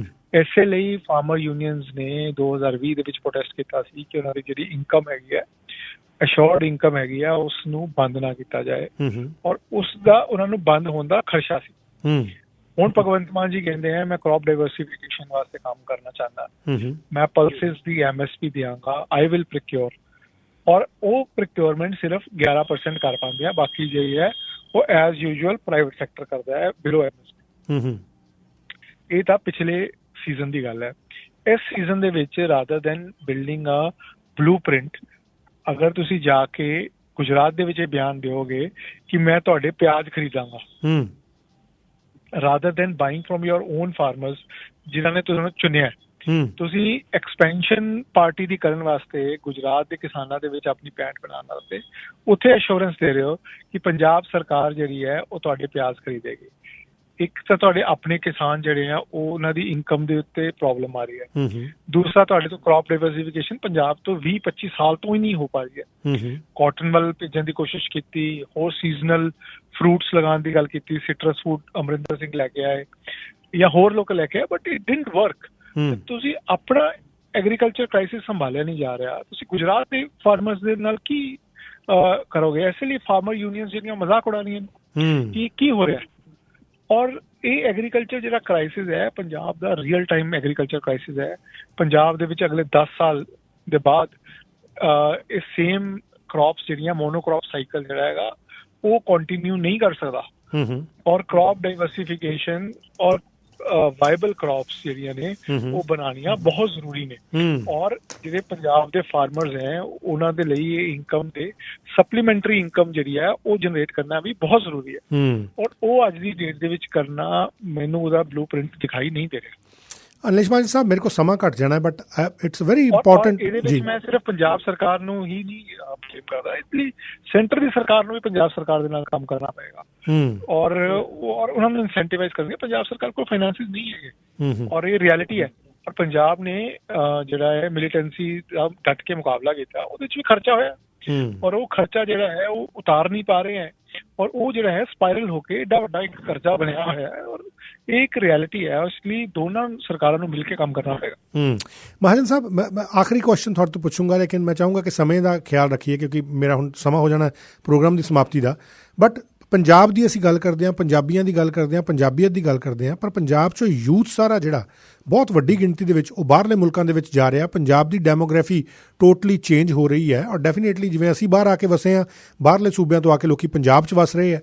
ਔਰ ਇਹ ਸਾਰੀ ਗੱਲਬਾਤ ਦੇ ਵਿੱਚ ਜਦੋਂ ਅਸੀਂ ਸਾਰਾ ਇਹ ਤਾਣਾ ਬਾਣਾ ਦੇਖਦੇ ਹਾਂ ਕਿ ਆਉਣ ਵਾਲੇ 4 ਸਾਲ ਜਿਹੜੇ ਹੈ ਉਹਨੂੰ ਬਾਹਰ ਬੈਠਾ ਪੰਜਾਬੀ ਕਿਸ ਤਰੀਕੇ ਨਾਲ ਦੇਖੇ ਕਿ ਸਾਨੂੰ ਵਾਪਸ ਆ ਕੇ ਕੁਝ ਸੰਭਾਲਣ ਦੀ ਜ਼ਰੂਰਤ ਹੈ, ਜਾਂ ਕਿ ਜਿਹੜੇ ਹੁਣ ਬਾਹਰੋਂ ਸੂਬਿਆਂ ਤੋਂ ਆ ਰਹੇ ਹੈ ਉਹੀ ਪੰਜਾਬ ਨੂੰ ਸੰਭਾਲਣਗੇ। 4 ਸਾਲਾਂ ਦਾ, ਅਗਲੇ 4 ਸਾਲਾਂ ਦਾ ਲੇਖਾ ਜੋਖਾ ਜਿਹੜਾ ਉਹ ਕਿਹੋ ਜਿਹਾ ਹੋ ਸਕਦਾ? ਦੇਖੋ ਜੀ, ਇੱਕ ਗਲੋਬਲਾਈਜੇਸ਼ਨ ਦੀ ਰਿਐਲਿਟੀ ਹੈ, flow of capital and flow of labour, ਔਰ ਕੈਪੀਟਲ ਵੀ ਵੈਸਟ ਤੋਂ ਈਸਟ ਵੱਲ ਆਇਆ ਹੈ, ਔਰ ਲੇਬਰ ਜਿਹੜੀ ਹੈ ਈਸਟ ਤੋਂ ਵੈਸਟ ਵੱਲ ਗਈ ਹੈ। ਇਸ 'ਚ ਕੋਈ ਮਤਲਬ ਛੁਟਲਾਉਣ ਵਾਲੀ ਗੱਲ ਹੈ ਨਹੀਂ, ਔਰ ਜਿਹੜਾ ਪ੍ਰੈਜ਼ੈਂਟ ਡੇ ਕੈਪੀਟਲਿਜ਼ਮ ਹੈ ਔਰ ਉਸ ਚੀਜ਼ ਨੂੰ ਪ੍ਰਮੋਟ ਵੀ ਕਰਦਾ ਹੈ, ਔਰ ਕੁਛ ਰਿਸਟ੍ਰਿਕਸ਼ਨਸ ਹੈ ਕੈਪੀਟਲ ਵਾਸਤੇ, ਕੁਛ ਰਿਸਟ੍ਰਿਕਸ਼ਨ ਹੈ ਲੇਬਰ ਦੀ ਮੂਵਮੈਂਟ ਵਾਸਤੇ, ਔਰ ਪੰਜਾਬ ਆਲਸੋ ਵੈਂਟ ਥਰੂ ਦਾ ਸੇਮ। ਔਰ ਪੰਜਾਬ ਦੇ ਲੋਕ ਐਂਟਰਪ੍ਰਾਈਜ਼ਿੰਗ ਹੈ, ਔਰ ਉਹਨਾਂ ਨੇ ਦੁਨੀਆ ਭਰ ਦੇ ਮੁਲਕਾਂ ਦੇ ਵਿੱਚ ਗਏ ਹੈ, not only in Canada, US ਦੇ ਵਿੱਚ ਗਏ ਹੈ, ਯੂਰਪ ਗਏ ਹੈ, ਆਸਟ੍ਰੇਲੀਆ ਗਏ ਹੈ, ਅਫਰੀਕਾ 'ਚ ਗਏ ਹੈ, ਦੇ ਫਲਰਿਸ਼, ਔਰ ਅੱਜ ਹੀ ਨਹੀਂ ਗਏ, ਮਤਲਬ 150 ਸਾਲ ਤੋਂ ਜਾ ਰਹੇ हैं। दूसरी चीज ये है कि देखो जो इंसान ਜਿਹੜੀ ਕੰਟਰੀ 'ਚ ਹੈਗਾ, ਦੇ should think about their own land, ਜਿੱਥੇ ਉਹਨਾਂ ਨੂੰ ਇਨਕਮ ਮਿਲ ਰਹੀ ਹੈ, ਜਿੱਥੇ ਉਹ ਟੈਕਸਿਸ ਪੇ ਕਰ ਰਹੇ ਹੈ। ਔਰ ਪੰਜਾਬ ਮਤਲਬ ਸਿਰਫ ਇੱਕ ਸਟੇਟ ਹੀ ਨਹੀਂ ਹੈ, ਪੂਰੇ ਹਿੰਦੁਸਤਾਨ ਦਾ ਹਿੱਸਾ ਹੈ।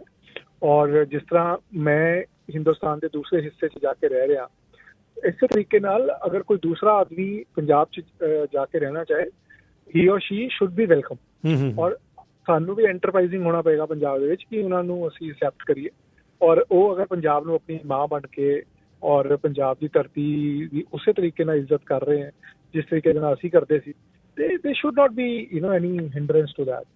ਔਰ ਦੇਖੋ ਪੰਜਾਬ ਦਾ ਜਿਹੜਾ ਮਸਲਾ ਹੈ ਉਹ ਇਸ ਵੇਲੇ ਅਨਇੰਪਲੋਇਮੈਂਟ ਹੈ, ਪੰਜਾਬ ਦਾ ਜਿਹੜਾ ਇਸ ਵੇਲੇ ਮਸਲਾ ਹੈ ਉਹ ਇਕੋਨਮੀ ਹੈ, ਪੰਜਾਬ ਦਾ ਇਸ ਵੇਲੇ ਜਿਹੜਾ ਮਸਲਾ ਹੈ ਉਹ ਸੋਸ਼ਲ ਅਨਰੈਸਟ ਹੈ, ਪੰਜਾਬ ਦਾ ਇਸ ਵੇਲੇ ਮਸਲਾ ਜਿਹੜਾ ਹੈ ਉਹ ਜਿਹੜੇ ਗਵਰਨਮੈਂਟ ਦੇ ਤੇ ਰਿਲੀਜੀਅਸ ਇੰਸਟੀਟਿਊਸ਼ਨਸ ਹੈ ਉਹਨਾਂ ਦਾ ਇਕਬਾਲ ਵਾਪਸ ਆਵੇ ਔਰ ਉਹਨਾਂ ਦੇ ਉੱਤੇ ਲੋਕਾਂ ਦਾ ਵਿਸ਼ਵਾਸ ਵਾਪਸ ਹੋਵੇ, ਉਹ ਇਸ ਵੇਲੇ ਟੌਪ ਪ੍ਰਾਇੋਰਟੀ ਹੈ।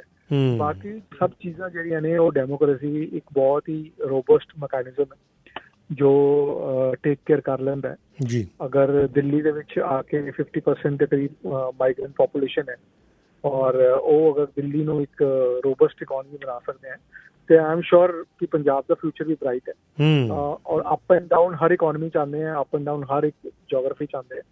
ਪੰਜਾਬ ਦੇ ਵਿੱਚ ਵੀ ਇਸ ਵੇਲੇ ਥੋੜਾ डिफिकल्ट टाइम है बट आई एम श्योर कि पंजाब के पंजाबी जिहड़े ने वो काफ़ी रोबस्ट लोग ने, काफ़ी एंटरप्राइजिंग लोग ने और आई एम श्योर वो जिहड़ा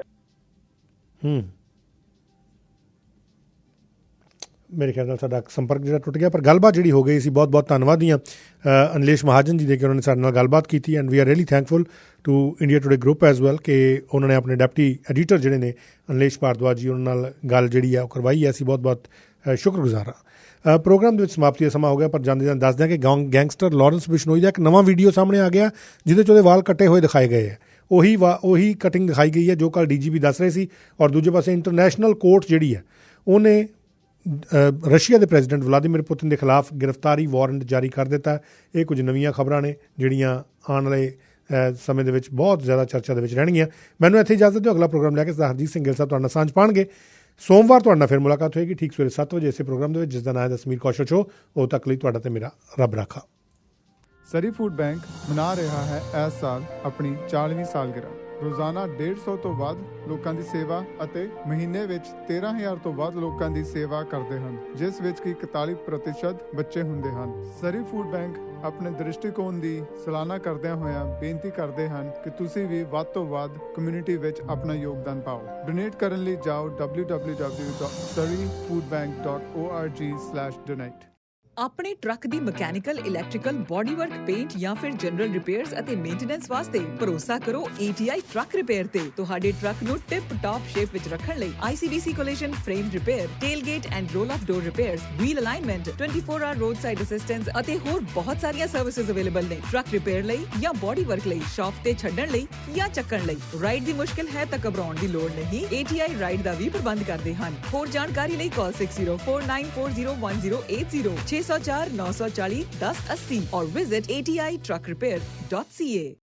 ਆਲੂ ਲੋ, ਟਿੰਡੇ ਲੋ, ਗੋਭੀ ਲੋ, ਪਿਆਜ਼ ਲੋ। ਬਈ ਇਹ ਸਾਰੀਆਂ ਗੱਲਾਂ ਤਾਂ ਇੰਡੀਆ ਵਿੱਚ ਹੀ ਰਹਿ ਗਈਆਂ। ਨਾ ਤੁਹਾਨੂੰ ਭੁਲੇਖਾ। ਸਬਜ਼ੀ ਮੰਡੀ ਦੁਕਾਨ ਤੇ ਜਾ ਕੇ ਵੇਖੋ ਬਈ, ਤੁਹਾਨੂੰ ਪੰਜਾਬ ਦੇ ਹਰੇ ਭਰੇ ਖੇਤ ਯਾਦ ਆ ਜਾਣਗੇ। ਤਾਜ਼ੇ ਤਾਜ਼ੇ ਫਲ, ਹਰੀਆਂ ਹਰੀਆਂ ਸਬਜ਼ੀਆਂ, ਪੂਰੇ ਦੇਸ਼ ਦੇ ਅਲੱਗ-ਅਲੱਗ ਸ਼ਹਿਰਾਂ ਚੋਂ ਚੁਣ ਕੇ ਸਬਜ਼ੀਆਂ ਤੇ ਫਲ ਆਉਂਦੇ ਨੇ ਉੱਥੇ। ਆਓ ਫਿਰ ਚੱਲੀਏ ਪੰਜਾਬ ਦੇ ਹਰੇ ਭਰੇ ਖੇਤਾਂ ਵਿੱਚ।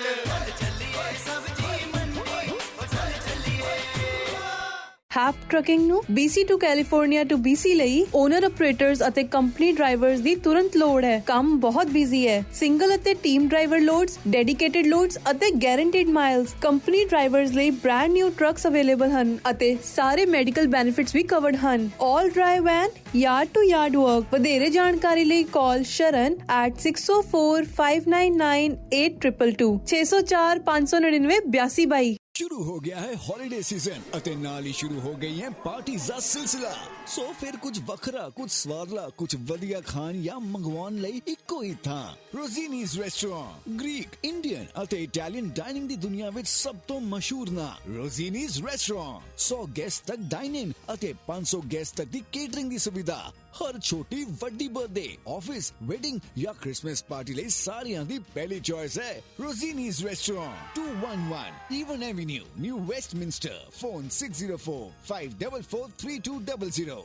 1982 ਤੋਂ ਗ੍ਰੀਕ ਅਤੇ ਇਟਾਲੀਅਨ ਕੁਜ਼ੀਨ ਦੇ ਮਾਹਿਰ ਰੋਜ਼ੀਨੀਜ਼ ਰੈਸਟੋਰੈਂਟ। ਉਸਤਾਦ ਜੀ, ਤੁਹਾਡਾ ਟਰੱਕ ਤਾਂ ਮਾਈਲੇਜ ਹੀ ਬਹੁਤ ਵਧੀਆ ਦੇ ਰਿਹਾ। ਉਹ ਕਿਉਂ ਨਾ ਦਵੇ, ਆਪਾਂ ਡੀਜ਼ਲ 2 ਹਰ ਵਾਰੀ ਬੇਕਰਸਫੀਲਡ ਸ਼ੈਵਰਨ ਟਰੱਕ ਸਟਾਪ ਵਾਲਿਆਂ ਤੋਂ ਪਾਉਂਦੇ ਆ। ਵਡੂਗੋ ਵਾਲਿਆਂ ਦੇ ਜਿਹੜੇ ਹੈਗੇ ਨੇ I-5 ਤੇ 225 ਐਗਜ਼ਿਟ ਤੇ 166 ਹਾਈਵੇ ਉੱਪਰ। ਇੱਥੇ ਸਾਰੇ ਕ੍ਰੈਡਿਟ ਕਾਰਡਸ ਟੀ-ਚੈਕ ਤੇ ਕੌਮ-ਚੈਕ ਨਾਲ ਪੇਮੈਂਟ ਕੀਤੀ ਜਾ ਸਕਦੀ ਹੈ। ਨਾਲ ਹੀ ਇੱਥੇ ਵਧੀਆ ਅਤੇ ਸਭ ਤੋਂ ਸਸਤਾ ਗੈਸ ਮਿਲਦਾ ਆ, ਸਾਫ਼ ਸੁਥਰੇ ਰੈਸਟਰੂਮ ਅਤੇ 100 ਗੈਲਨ ਡੀਜ਼ਲ ਪਾਉਣ ਦੇ ਨਾਲ ਫ੍ਰੀ ਸ਼ਾਵਰ ਵੀ ਲਵੋ। ਉਹ ਤੈਨੂੰ ਤਾਂ ਲੋੜ ਹੀ ਰਹਿੰਦੀ ਆ ਪੇਟ ਪੂਜਾ ਲਈ। ਸਬਵੇ, ਮੈਕਸੀਕਨ ਫੂਡ ਅਤੇ ਹੋਰ ਵੀ ਬਹੁਤ ਵੈਰਾਈਟੀ ਹੈ ਨਾ ਕੋਲ, ਨਾਲੇ ਖੁੱਲੀ ਡੁੱਲੀ ਪਾਰਕਿੰਗ। ਨੰਬਰ ਨੋਟ ਕਰ 6618582666।